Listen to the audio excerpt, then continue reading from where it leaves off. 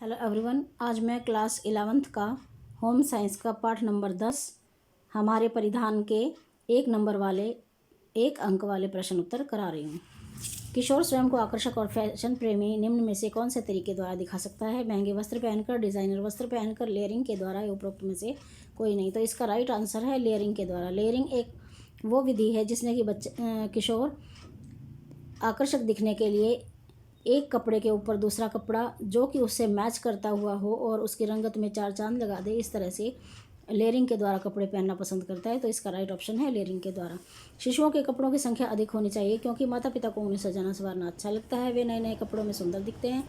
कपड़ों के जल्दी मैले होने के कारण उन्हें बार बार बदलना पड़ता है, या उपरोक्त सभी। तो इसका राइट ऑप्शन है कि जल्दी मैले होने के कारण बार बार बदलना पड़ता है, इसलिए शिशुओं के कपड़ों की संख्या ज़्यादा होनी चाहिए। कपड़े का टिकाऊपन निम्न में से किस पर निर्भर करता है? पक्के रंग पर, उसके डिज़ाइन पर, उसमें प्रयोग किए गए धागे की मजबूती और मोटाई पर, या उसको खरीदने के प्रयोजन पर। तो इसका राइट ऑप्शन है खरीदने के प्रयोजन पर, कि हमारा क्या पर्पज़ है उसका वस्त्र को खरीदने का। तो इसलिए वस्त्र का टिकाऊपन पर्पज़ पर निर्भर करता है। बच्चों के लिए सूती वस्त्र उपयुक्त माने जाते हैं क्योंकि आसानी से धोने में आसानी रहती है, पसीना सोखते हैं, आरामदायक होते हैं, उपरोक्त सभी। तो इसमें ये तीनों ही विशेषताएं होनी चाहिए, इसलिए इसका राइट ऑप्शन है उपरोक्त सभी। विशेष आवश्यकता वाले बच्चों के वस्त्रों का चयन करते समय निम्न में से किसका ध्यान रखना आवश्यक है? आरामदायकता, मौसम, विकलांगता का प्रकार, या उपरोक्त सभी। तो ये तीनों ही चीज़ें विशेष आवश्यकता वाले बच्चों के लिए ध्यान रखने की है, इसलिए इसका राइट ऑप्शन है उपरोक्त सभी। ऊन और सूत के मिश्रण द्वारा बने वस्त्र को क्या कहते हैं? डेनिम, फलालेन, जूट, या उपरोक्त सभी। तो इसको फलालेन कहते हैं, जो ऊन और सूत के मिश्रण से वस्त्र बनता है। अब है वस्त्रों का सबसे प्रमुख कार्य का है। वस्त्रों का सबसे प्रमुख कार्य शरीर को सुरक्षा प्रदान करना है। प्राकृतिक परिवर्तनों जैसे कि सर्दी, गर्मी और बारिश से हमारे शरीर की रक्षा करते हैं, जैसे कि सर्दियों में ऊनी वस्त्र तो गर्मियों में सूती वस्त्र। वहीं बारिश से बचाव के लिए बरसाती वस्त्र व्यक्ति पहनता है। वस्त्र विषैले कीड़ों और पौधों से भी सुरक्षा प्रदान करते हैं। वस्त्र मौसम के अनुरूप क्यों होने चाहिए? वस्त्रों का मुख्य कार्य शरीर की गर्मी और सर्दी से शरीर को सुरक्षा प्रदान करना है और प्रतिकूल परिस्थितियों में भी शरीर का सामान्य ताप को बनाए रखना है। इसलिए वस्त्र सदैव मौसम के अनुसार ही पहनने चाहिए। अगर हम मौसम के अनुरूप कपड़े पहनते हैं तो शरीर का तापमान सामान्य रहता है।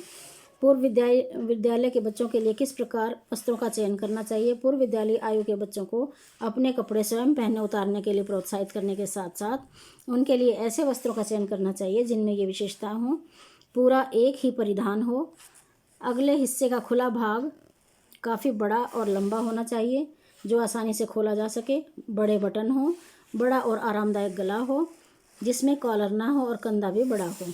अब है शिशुओं के लिए किस प्रकार के वस्त्र उपयुक्त होते हैं? शिशुओं के लिए सूती वस्त्र सर्वोत्तम है। सूती वस्त्रों में कोमल और हल्का वस्त्र शिशु की कोमल त्वचा को क्षति नहीं पहुंचाता। सूती वस्त्रों में सांद्रता होने के कारण वह शिशु की त्वचा का पसीना सोखता है।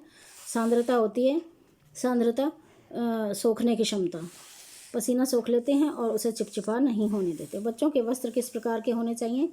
वस्त्र बहुत ढीले और बहुत लंबे नहीं होने चाहिए क्योंकि इस आयु में बच्चों का ध्यान खेलने में ही हो सकता है और खेलते समय कहीं भी अटक कर बच्चे को क्षति पहुंचा सकता है।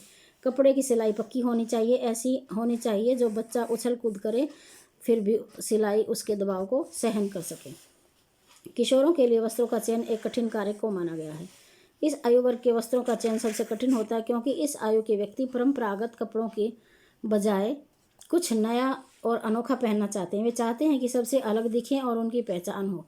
वे वर्तमान प्रचलित फैशन के अनुरूप ही वस्त्र धारण करना चाहते हैं और वस्त्रों द्वारा ही वे अपने साथियों से प्रशंसा एवं स्वीकृति भी प्राप्त करना चाहते हैं। इसलिए उनके वस्त्र जो है ऐसे हों जो उन पर खिलें, सुंदर लगें और आत्मसम्मान को बढ़ाएं। अब ये थे आपके 1 अंक वाले प्रश्न उत्तर।